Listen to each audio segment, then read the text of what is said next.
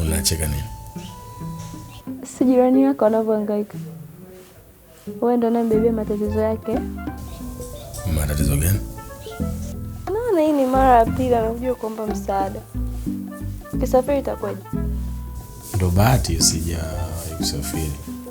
Hivi mume wake hana wivu kweli? Anakuaje na wivu? Na yaani mimi ndo nilimuunganishia Mama Tina toka tukiwa sekondari Nzizo.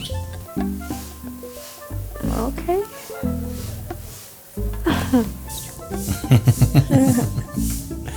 Unajua Luka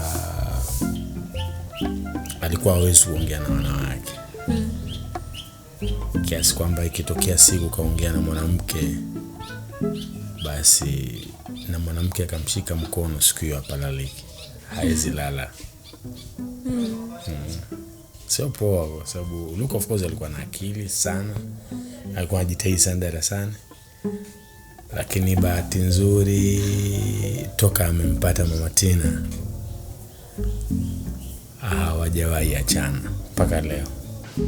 Wow. I wish ningekujua toka niko sekondari. Tungekuwa wote. Nahisi ningekuwa na wewe mpaka sasa hivi.